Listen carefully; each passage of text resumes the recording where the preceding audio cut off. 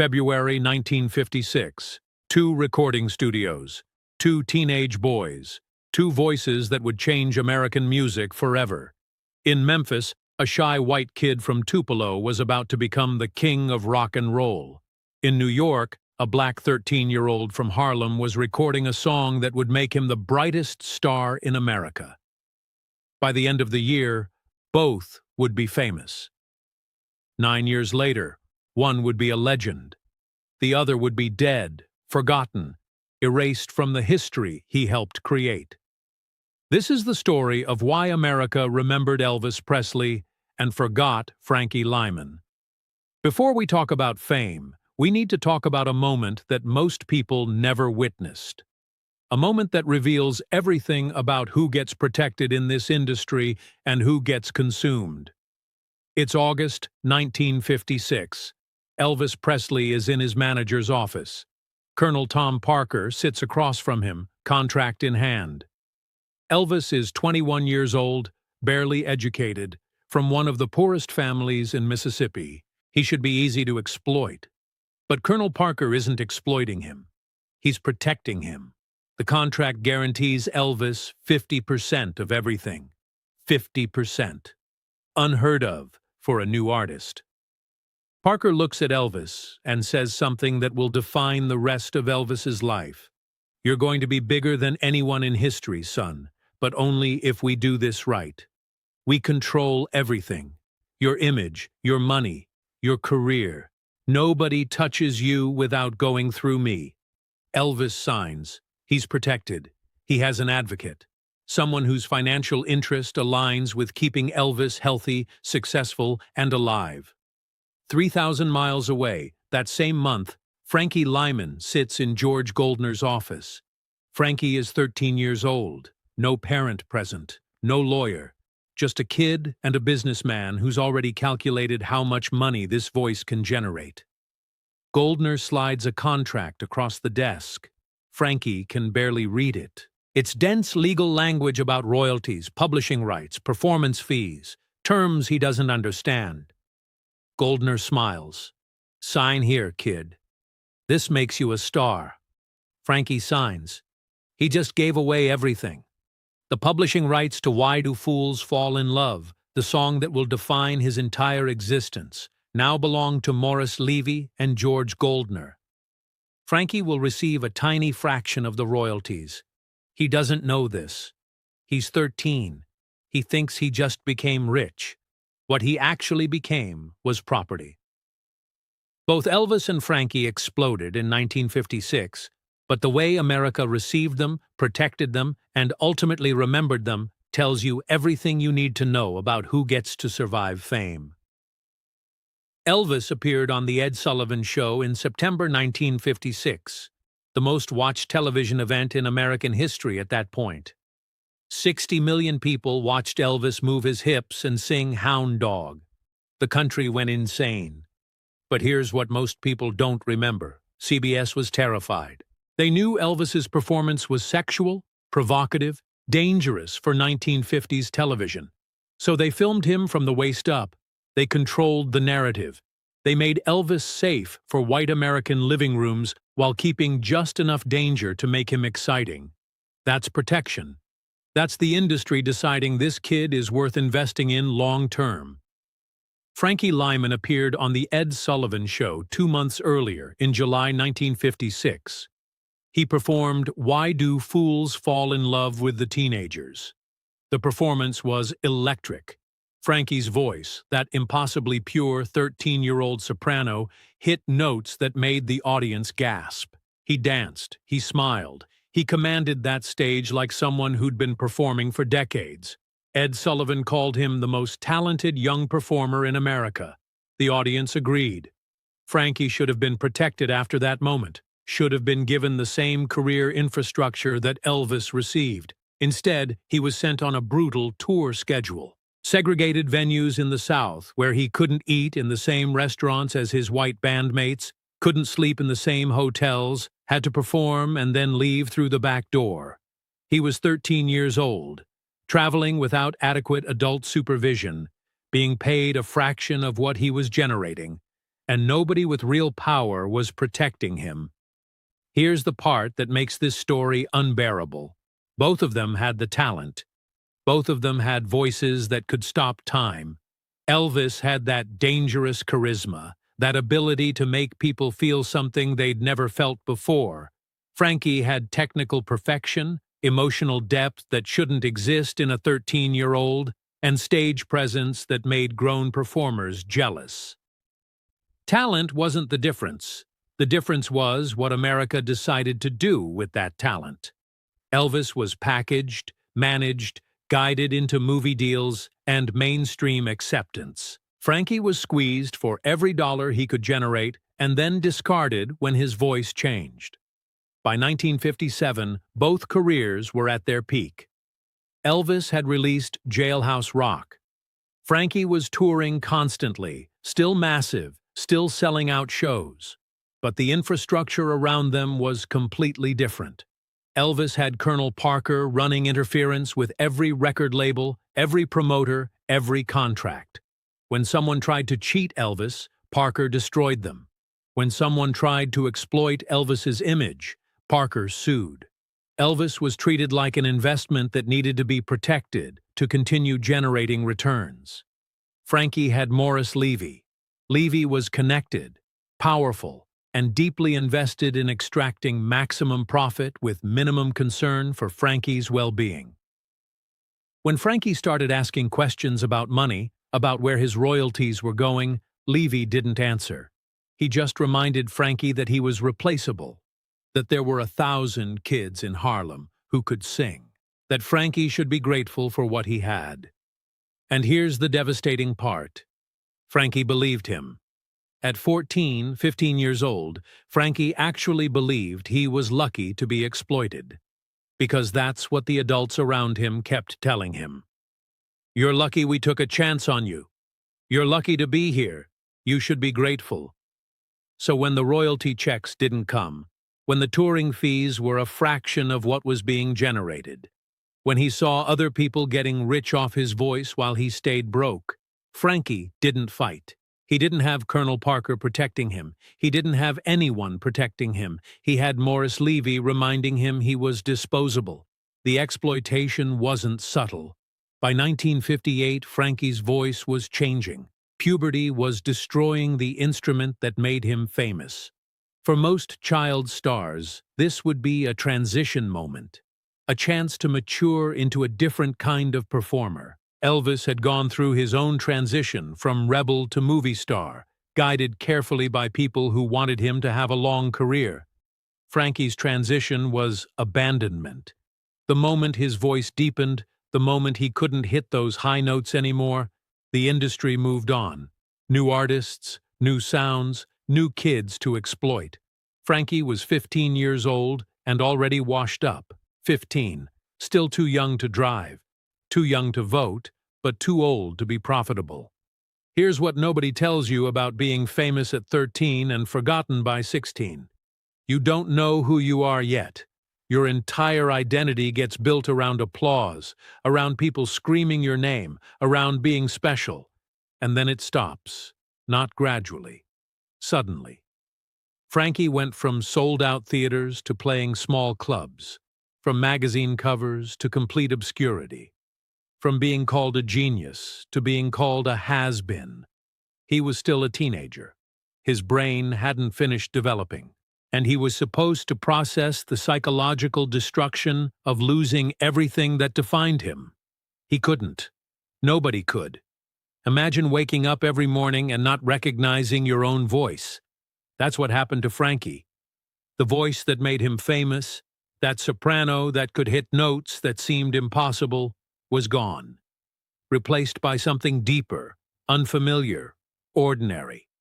Every time he tried to sing "Why Do Fools Fall in Love," the song that defined his existence, he couldn't reach the notes anymore. It was like losing a limb but being expected to perform the same tricks. And the industry didn't care. They didn't want to hear what his mature voice could do. They wanted the 13-year-old back. They wanted the product they'd already sold. But that product didn't exist anymore. Puberty had destroyed it. And Frankie, at 15, 16, 17, was left trying to be someone he physically could no longer be. That's when the drugs started. Elvis struggled too, had his own demons, his own pharmaceutical dependencies, his own identity crises, but he struggled inside a system designed to keep him functional. He had handlers, doctors, managers whose job was to keep him performing. It wasn't healthy, it was often destructive, but it was protection. When Elvis spiraled, people intervened because Elvis was worth hundreds of millions of dollars. When Frankie spiraled, nobody intervened because Frankie was worth nothing anymore. He'd already been used up. The voice that made millions for George Goldner and Morris Levy was gone. Why invest in protecting him now? By 1960, the contrast was complete. Elvis was in Hollywood making formulaic movies that made him a fortune. Was the material great? No. But it kept him working, kept him visible, kept him valuable. Elvis at 25 was at the peak of his earning potential. Frankie at 17 was addicted to heroin, living in Harlem, broke, occasionally performing in small venues for almost nothing, trying desperately to recapture something that was never really his to begin with. The voice was his. The talent was his. But the industry that profited from that voice never belonged to him. It belonged to men like Morris Levy, who saw a product, not a person. Think about what that means psychologically. Frankie's entire adolescence was defined by exploitation disguised as opportunity. He thought he was special, thought he was chosen, thought the adults around him cared about his success. And then he learned, in the cruelest possible way, that he was just inventory, a temporarily profitable asset. When that asset depreciated, when his voice changed and he couldn't generate the same returns, he was liquidated. Not literally, but practically. The industry moved on, and Frankie was left trying to figure out who he was when nobody was screaming his name anymore. The saddest part is that Frankie kept trying, kept believing he could come back. In 1964, he recorded new material, tried to reinvent himself as a mature artist. It didn't work. The industry wasn't interested. By then, the British invasion was happening. The Beatles, the Rolling Stones, new sounds, new faces. Frankie Lymon was ancient history. He was 21 years old and ancient history. Elvis, at 29, was still one of the biggest stars in the world. Different eras, different sounds, but sustained relevance because the system was designed to sustain him. What breaks your heart is imagining the parallel universe where Frankie got the same protection Elvis did, where someone sat across from 13-year-old Frankie and said, "You're going to be bigger than anyone in history, but only if we do this right," where contracts were fair, where royalties were protected, where touring schedules considered that he was a child who needed education, stability, and psychological support, where his voice changing was treated as a natural transition instead of a career death sentence. In that universe, maybe Frankie Lymon becomes a respected elder statesman of rock and roll. Maybe he transitions to producing, mentoring, influencing the next generation. Maybe he lives past 25. But that's not what happened. What happened is that Frankie Lymon died on February 27, 1968. He was 25 years old, found in his grandmother's bathroom in Harlem, heroin overdose, alone, broke, forgotten by the industry that made millions from his voice. No news cameras, no national mourning, no tributes from the executives who built empires on "Why do fools fall in love?" Just a quiet funeral and a burial that his family struggled to afford. The boy who filled concert halls couldn't fill a church for his own funeral. Elvis died 9 years later, in 1977. The world stopped. International news coverage. Presidents issued statements. Millions of fans mourned. Elvis's death was treated like the loss of American royalty, because in many ways, it was. Elvis had become more than a musician. He was an icon, a symbol, a piece of American mythology. His death was tragic, complicated, and surrounded by the same exploitation that defined parts of his life. But it was witnessed. It was mourned. It mattered to the culture in a way that Frankie's death never did. Here's the question nobody wants to ask. If Frankie Lymon had been white, would the story have been different? If that 13-year-old with the perfect voice had been born in Tupelo instead of Harlem, would the industry have protected him the way it protected Elvis? Would contracts have been fair? Would royalties have been paid? Would his voice changing have been treated as a transition instead of a termination?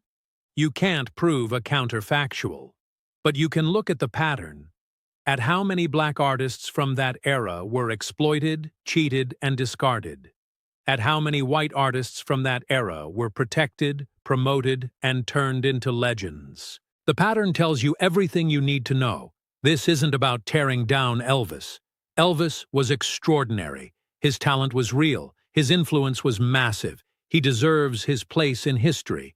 But his place in history was secured by a system that decided he was worth protecting. That same system decided Frankie Lymon was worth exploiting. Both were teenagers. Both had voices that changed music. But only one had the color that America was willing to invest in long-term. Only one had managers who saw a human being instead of a temporarily profitable asset. Only one survived fame. In 1973, 5 years after Frankie's death, a court case erupted. 3 different women claimed to be Frankie Lymon's widow, all fighting for the royalties from Why Do Fools Fall in Love? The song was still generating money, still being played on oldies stations, still licensing for movies and commercials. Millions of dollars in royalties. None of it went to Frankie when he was alive and desperately broke. None of it paid for his funeral.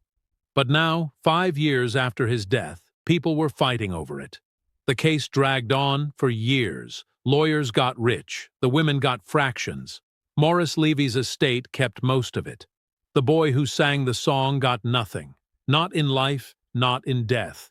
Just exploitation that outlived him. Today, if you ask someone under 40 about Frankie Lymon, most won't know the name. They might recognize Why Do Fools Fall in Love if you play it, but they won't know the voice behind it. They won't know the story of the 13-year-old who made that song a hit. They won't know about the exploitation, the addiction, the death at 25. History erased him. Not completely. There are documentaries, biographies, academic papers about early rock and roll that mention him. But he's a footnote, a cautionary tale, not a legend. If you ask someone under 40 about Elvis, they know. They know the music, the movies, the image, the mythology. Elvis is immortal in American culture. His face is on stamps. His home is a tourist destination. His influence is taught in music history classes. He's remembered not just as a musician, but as a cultural force. And he should be. But the fact that Elvis is remembered and Frankie is forgotten tells you something painful about how we decide whose stories matter, about who gets to be a legend and who gets to be a warning. Some voices are protected. Some voices are exploited. The difference isn't always talent. Sometimes it's just timing, luck, and the color of your skin. Sometimes it's who's standing behind you when the contracts get signed. Sometimes it's whether the industry sees you as a long-term investment or a short-term profit. Frankie Lymon and Elvis Presley both had the talent. Both had the voice. But only one had the protection that talent required to survive. And that's not a story about music. That's a story about America deciding who deserves to be remembered and who deserves to be forgotten. Frankie Lymon sang for millions. He died alone. And the industry that made fortunes from his voice didn't even pay for his funeral. The song still plays. Why Do Fools Fall in Love still gets airtime on oldies stations, still licenses for films, still generates royalties for people who never met Frankie Lymon. His voice is still out there, frozen in time, 13 years old forever. But the person behind that voice was consumed by an industry that saw profit, not potential. that saw a product, not a child, that saw a temporarily valuable asset instead of a human being who deserved protection, guidance, and a chance to grow old. Elvis got to grow old. Frankie didn't. And if you want to understand how fame works in America, how the music industry decides who survives and who gets destroyed, start with that difference. Start with two teenage boys in 1956, both with extraordinary voices, both changing music forever. One became the king, the other became a ghost. Not because of talent, because of protection, because of who America decided was worth saving.